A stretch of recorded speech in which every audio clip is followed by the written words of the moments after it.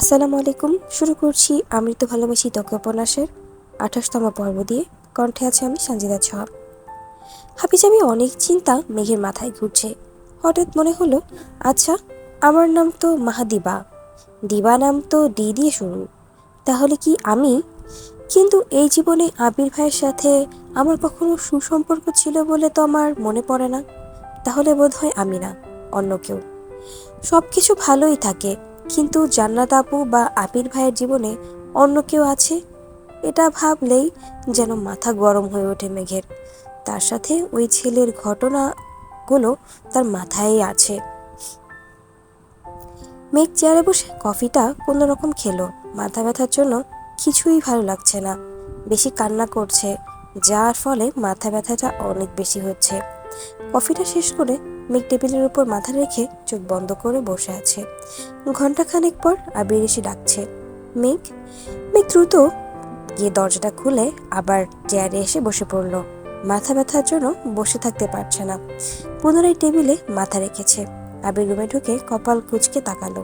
টেবিলের উপর সব খাবারই পড়ে আছে, শুধু কফিটাই খেয়েছে। মেঘের কাছে গিয়ে ঠান্ডা কণ্ঠে শুধালো, মাথা ব্যথা করছে? মেঘ ওভাবেই উত্তর দিল, হ্যাঁ। আবির মেঘের দিকে তাকিয়ে ভারী কণ্ঠে শুধালো, খাসনি কেন কিছু? মেঘ মুখ তুলে তাকালো, তারপর মন খারাপ করে উত্তর দিল, খেতে ইচ্ছা করছে না। মেঘ পুনরায় প্রশ্ন করলো, আমরা বাসায় যাব না? আবির গম্ভীর কণ্ঠে বলল, এই যে খাবার দিয়ে গেলাম, তুই খাসনি, বাসায় গিয়েও তো তোর খাবি না, তাই তোকে খাইয়ে তারপর দিয়ে আসবো।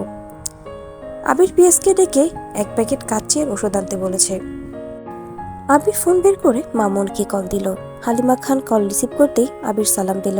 হালিমা খান সালামের উত্তর দিয়ে স্বাভাবিক কণ্ঠে শুধালেন, কি রে, এ সময় কল দিলি যে, কোনো দরকার? আবির ঠান্ডা কণ্ঠে বলল, মেঘ আমার অফিসে আছে, এটা জানানোর জন্য তোমাকে কল দিয়েছি। গাড়ি জ্যামে আটকে ছিল, তাই আমি গিয়ে নিয়ে আসছি। আমার একটু কাজ আছে, শেষ করে ওকে নিয়ে বাসায় ফিরবো। আর আঙ্কেলকে বলেছি গাড়ি নিয়ে বাসায় চলে যেতে। একসাথে কথাগুলো বলে তারপর থামল। হালিমা খান হাসি মুখ উত্তর দিল, আচ্ছা ঠিক আছে, মেঘ জ্বালালে মাথা গরম করিস না বাবা, কাজ শেষ করে চলে আসিস। আবির মৃদু হেসে বলল, সমস্যা নেই, তুমি চিন্তা করো না। কল কাটতেই মেঘ বলল, আপনি আম্মুকে বললেন না কেন? আবির মেঘের দিকে তাকিয়ে উত্তর দিল, সব কথা সবসময় সবাইকে বলতে হয় না। মেঘ কিছুই বলছে না, চুপচাপ বসে আছে। এর মতো তানভীর মেঘের নাম্বারে কল দিয়েছে। মেঘ রিসিভ করার আগেই আবির মেঘের ফোন নিয়ে রুম থেকে বেরিয়ে গিয়ে তানভীরের সাথে কথা বলেছে। রুমে এসে মেঘের ফোন টেবিলের উপর রেখে পাশের চেয়ারে বসে গম্ভীর কণ্ঠে প্রশ্ন করলো, কি হয়েছিল তোর সাথে, সম্পূর্ণ ঘটনা বল। মেঘ ঠকিলে ধীরে ধীরে বলা শুরু করলো, কিছুদিন যাবৎ কয়েকটা ছেলে কোচিং এর সামনে দাঁড়িয়ে থাকে, সিগারেট খায়, আর কি খায়, আর মেয়েদেরকে উল্টাপাল্টা কথা বলে। অনেক স্টুডেন্ট একসাথে বের হয়, তাই কোচিং এর সামনে দাঁড়ানো যায় না। এই জন্য আমি আর বন্যা প্রতিদিন বের হয়ে একটু সাইডে দাঁড়াই। আমাদের গাড়ি আসলে আমি চলে যাই, বন্যাও চলে যায়। কিন্তু বন্যার জ্বর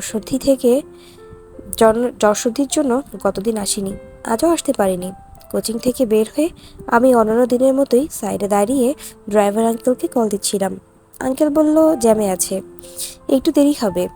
আমি যেন কোচিংয়ের ভেতরে বসি। আমি আবার যখন ঘুরে কোচিংয়ে যেতে নিব, তখনই কয়েকটা ছেলে পথ আটকে দাঁড়িয়েছে। আমি সাইড দিতে বলেছি, কিন্তু মাতালের মতো কি যেন বলছিল। আমি ভয়ে উল্টো দিকে হাঁটা শুরু করেছি। ওইখান থেকে একটা ছেলে আমার পিছু নিয়েছে। আমি দ্রুত হাঁটছিলাম। আমার পিছনে আমার ফোনে থাকা ভাইয়ার নাম্বারে কল দিতেছিলাম। ওই ছেলে আজে বাজে কথা বলতে বলতে আমার কাছে চলে আসছে। তারপর আমি দৌড় শুরু করি। ওই ছেলেও দৌড়ে এসে আমার হাত চেপে ধরে। আশেপাশে কোনো মানুষ নেই। আমি হাত ছাড়ানোর অনেক চেষ্টা করেছি, কিন্তু পারছিলাম না। চিৎকার করছি, কিন্তু কেউ নেই।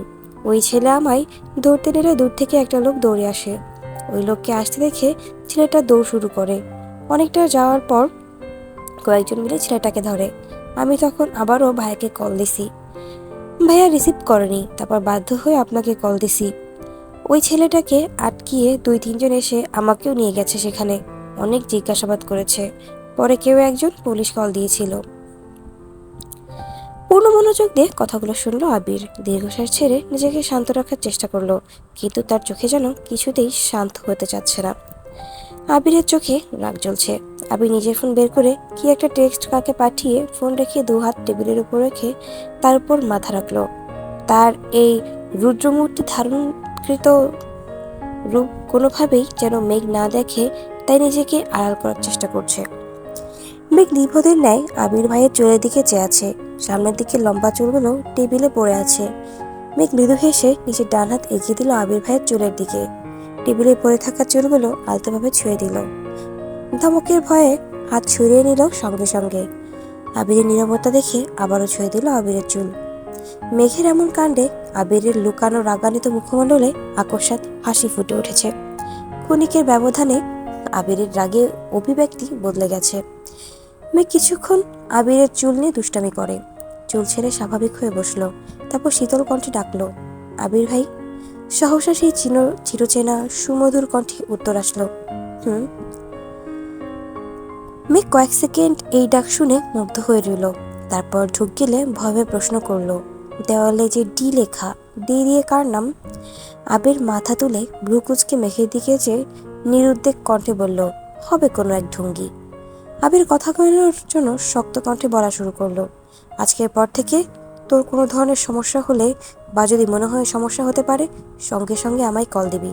তানভীর ব্যস্ত থাকে, চাইলেও সবকিছু ম্যানেজ করতে পারে না, তাই তানভীরকে কল দেওয়ার আগে আমায় কল দিবি। আর কোচিংয়ে আপাতত তো যেতে হবে না। কোচিংয়ে গেলে কেউ কিছু বলবে বা খারাপ আচরণ করবে তার জন্য নয়। তুই চাইলে ওইখানে সব কয়টা ছেলে এখনই তোর পায়ে ধরে মাপ চাইবে, আর কোনোদিন কোচিংয়ের আশেপাশেও আসবে না। কিন্তু সমস্যা হচ্ছে, তুই তো এই বিষয়টা স্বাভাবিকভাবে নিতে পারবি না। তুই কোচিংয়ে যেতে আসতে ভয়। আমি চাই না আজে বাজে প্রেশার দিয়ে নিজের মাথাটা হ্যাং করে রাখিস। তার থেকে কোচিংয়ে রুটিন অনুসারে পড়বি। আমি প্রশ্ন নিয়ে আসবো, জান্নাত তোর পরীক্ষা নেবে। দরকার হলে জান্নাত 3 ঘন্টা সময় নিয়ে পড়াবে তোকে। মেঘ আস্তে করে বলল, বেশি রাত হলে জান্নাত আপু কিভাবে যাবে? আবির কপাল কুঁচকে তাকালো, গম্ভীর কণ্ঠে উত্তর দিল, জান্নাতের চিন্তা তোর করতে হবে না, আগে নিজে চিন্তা কর। এর মধ্যে পিএস খাবার আর ওষুধ নিয়ে এসেছে। মেঘকে খেতে দিয়ে আবির অফিসের বাকি কাজগুলো দ্রুত শেষ করছে। রাকিব আর রাসেলের সাথেও কথা বলে এসেছে। পিএস ছেলেটা এক ফাঁকে আবিরের কাছে মা পৌঁছে এসেছে। আবির সারাদিন যাবৎ রাগে ফুঁসছে। আবিরের সবার সাথে হুটহাট আবির অফিসের সবার সাথে হুটহাট রাগ দেখাচ্ছে। নিজের রাগে কন্ট্রোল করতে পারছে না। কয়েকবার চোখে মুখে পানিও দিয়েছে, তাতেও কাজ হচ্ছে না। মেঘ খাচ্ছে আর বিড়বিড় করে বলছে, আপনার জান্নাত আপুর প্রতি কেয়ারটা খুব তাড়াতাড়ি সরাতে হবে। কোথাও চান্স পেলেই জান্নাত আপুর কাছে আর পড়বো না, তারপর আপনার কেয়ারও কমে যাবে। ধীরে ধীরে আমি নিজেই আপনার প্রেমিকা হয়ে যাব। কথাগুলো বলতে বলতে মেঘের ঠোঁটে সহসা হাসি ফুটে উঠেছে। কাজ শেষ করে নিজের রুমে এসে মেঘকে হাসতে দেখে আবিরের সব রাগ নিমেষেই মিলিয়ে গেছে। মনে মনে ভাবছে, তোর ওই হাসিতে কি এমন জাদু আছে যে হাসি আমার সব রাগ এক মুহূর্তে নিঃশেষ করে দিতে সক্ষম? মেঘ তাকাতেই আবির নড়ে উঠল, স্বাভাবিক কণ্ঠে বলল, রেডি হয়ে নে, বাসায় যাব। মেঘকে বাসার সামনে নামিয়ে আবির গম্ভীর কণ্ঠে বলল, রুমে গিয়ে ডিরেক্ট ঘুমাবি, কাউকে কিছু বলার দরকার নেই। যদি কিছু বলতে হয় আমি বাসায় ফিরে বলবো। কয়েক ঘন্টা সময় পার হওয়াতে মেঘও অনেকটা স্বাভাবিক হয়ে গেছে। রুমে গিয়ে ফ্রেশ হয়ে ঘুমিয়ে পড়েছে। ঘন্টা দুয়েক পর চিল্লাচিল্লির শব্দে মেঘের ঘুম ভাঙে। করিডোর থেকে নিচে তাকিয়ে দেখে বাড়ির 3 কর্তা সোফায় বসা। 3 কর্ত্রী কিছুটা দূরে দাঁড়িয়ে আছে। সোফা থেকে কিছুটা দূরে আবির ভাই দাঁড়িয়ে আছে। দেখে মনে হচ্ছে ওনার মতো ভদ্র শান্ত ছেলে দ্বিতীয় আর নেই। আবির থেকেও কিছুটা দূরে দাঁড়িয়ে আছে তানভীর। আলী আহমেদ খান চিৎকার দিয়ে উঠল, তোমাকে এতবার সাবধান করার পর আবারও মারপিট কেন করেছ? বড় আব্বুর রাগান্বিত স্বরে মেঘের শরীর কেঁপে উঠল। আবির ভাই তো জানাতেই চায়নি, তাহলে বড় আব্বু জানলো কিভাবে? এই বাড়িতে আসার পর থেকেই আবির ভাইকে প্রতিনিয়ত নিষেধ করে যাচ্ছে, কিন্তু আজ তো মেঘ নিজের চোখে আবির ভাইয়ের ক্রোধ দেখেছে, মারপিট দেখেছে। আজ আবির ভাইয়ের কি হবে এটা নিয়ে ভাবনায় পড়ে গেছে মেঘ। অথচ আবির ভাইয়ের কোনো ভয়ের কিছুই নাই। মেঘ সবেমাত্র ঘুম থেকে উঠেছে। এলোমেলো চুল আর ক্লান্ত মুখশ্রী নিয়ে ধীরে ধীরে সিঁড়ি বেয়ে কিছুটা নিচে নামলো। আবিরকে নিরুত্তর থাকতে দেখে আলী আহমদ খান পুনরায় ধমকে উঠে বললেন, কথা কেন বলছো না? গুন্ডামি করার জন্য তুমি দেশে আসছো? আবির ভনিতা ছাড়াই উত্তর দিল, এই বাড়ির মেয়ের গায়ে হাত দিবে, আমি তা সহ্য করতে পারবো না। আলী আহমেদ খান পুনরায় বললেন, সহ্য করতে না পারা এক বিষয়, মারপিট করাটা অন্য বিষয়। মারপিট কেন করলে? লোকে কি বলবে? বিদেশ থেকে পড়াশোনা করে দেশে ফিরেছে ছেলে, সে এখন রাস্তাঘাটে মারপিট করে? আবির মাথা নিচু করে ভারী কণ্ঠে বলল, আফসোস, আমাকে নিয়ে যতটা মাথা ঘামাচ্ছেন, তার কিছুটা যদি ওই ছেলেগুলোর জন্য ঘামাতেন, তাহলে কেন মেরেছিলাম প্রশ্নটা আমায় করতেন না। মোজাম্মেল খান কঠিন স্বরে বললেন, ওই ছেলেগুলোর জন্য আইন আছে, পুলিশ আছে, তোমাকে তো দায়িত্ব দেওয়া হয়নি।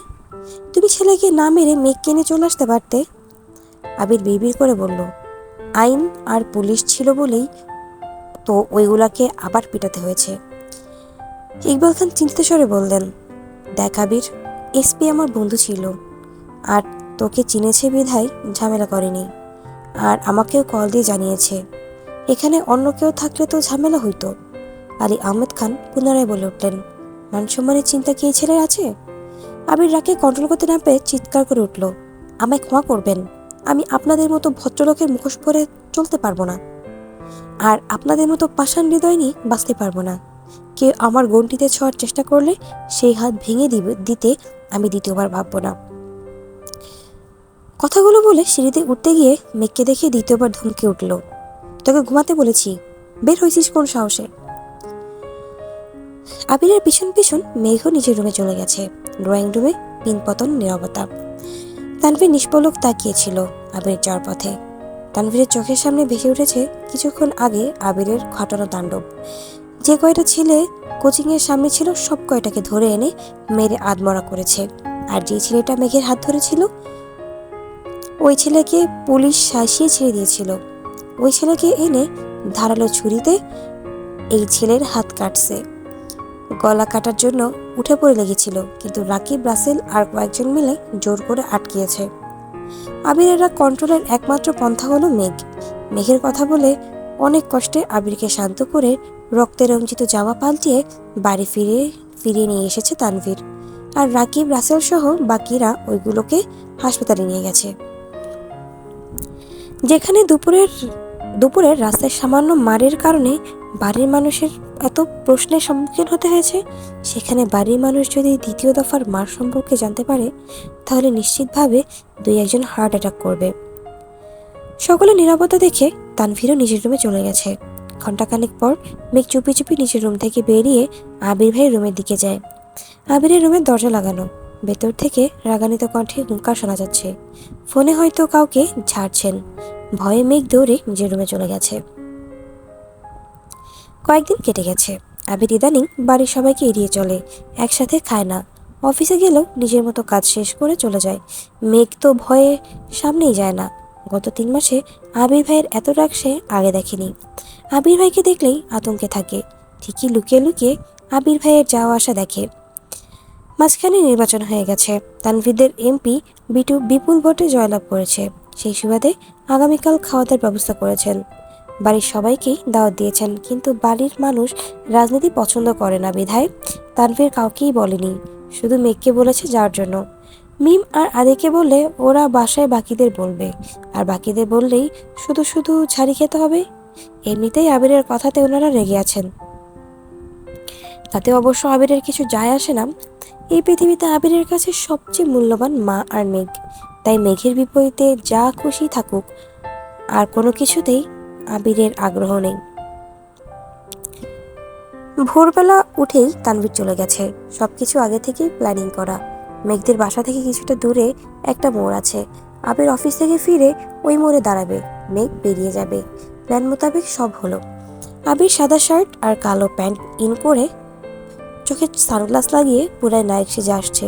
মেঘে পছন্দের একটা কালো রঙের জামা পরেছে। ইদানিং আবির ভাইয়ের পছন্দের কালারগুলো মেঘ একটু বেশিই পড়ছে। দুজনকে একসাথে দেখলে যে কেউ ভাববে তারা কাপল। এমপি বাড়িতে এসে এমপির সাথে দেখা করে কথাবার্তা বলছে। তারপর 3 ভাই বোন ছবি তুলেছে। সব শেষে খাওয়া দাওয়া করেছে। সেই অফিসের পর আজ আবির ভাই মেঘের সাথে স্বাভাবিক আচরণ করেছে। এটা দেখি মেঘের মন উড়ু উড়ু করছে। প্রোগ্রাম শেষে মেঘ আর আবির চলে যাবে। তানভীর মেঘকে একটু দূরে নিয়ে কি যেন বলেছিল। আবির কিছুটা এগিয়েই বাইকের কাছে যাচ্ছে। আচমকা এমপির মেয়ে হাজির হলো সামনে। এমপির মেয়ে হাসি মুখে জিজ্ঞাসা করলো, আসসালামু আলাইকুম ভাইয়া, কেমন আছেন? আবির স্বাভাবিক কণ্ঠে উত্তর দিল, ওয়ালাইকুম আসসালাম, আলহামদুলিল্লাহ ভালো, তুমি কেমন আছো? মেয়েটা হেসে উত্তর দিল, আলহামদুলিল্লাহ অনেক ভালো। আব্বু এমপি হয়েছেন, তার ক্রেডিট তানভীর ভাইয়া সহ আরো অনেকের। আপনিও শুনেছি অনেক হেল্প করেছেন, তার জন্য ধন্যবাদ। আবির মৃদু হাসলো, আর কিছুই বলল না। মেয়েটা আবার প্রশ্ন করলো, ভাইয়া আপনার গার্লফ্রেন্ড কেমন আছে? আবির মৃদু হেসে উত্তর দিল, আলহামদুলিল্লাহ ভালো। তানভীর মেঘকে বিদায় দিয়ে ভেতরে চলে গেছে। মেঘ আবির ভাইয়ের দিকে তাকাতেই চোখে পড়লো একটা সুন্দরী মেয়ে আবির ভাইয়ের সাথে কথা বলছে।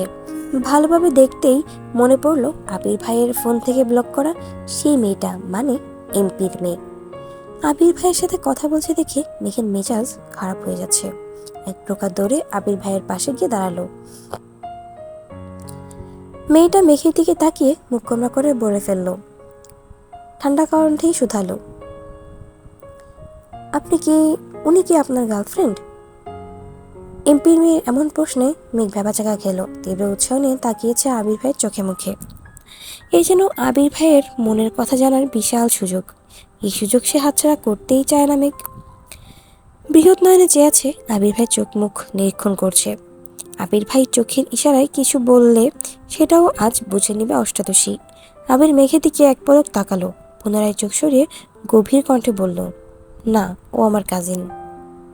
এই সামান্য কথায় অষ্টাদশীর হৃদয় ভেঙে চূর্ণ বিচূর্ণ হয়ে গেছে। মেয়েটা হাসি মুখে মেঘকে এটা সেটা জিজ্ঞাসা করছে। মেঘ মনের বিরুদ্ধে উত্তর দিয়েছে। মেয়েটা বিদায় নিয়ে চলে গেছে, কিন্তু মেঘ এক পাও নড়ছে না। ছলছল নয়নে চেয়ে আছে আবির ভাই দিকে। মনে মনে ভাবছে, আমি কি শুধু মোহর পিছনেই ছুটছি?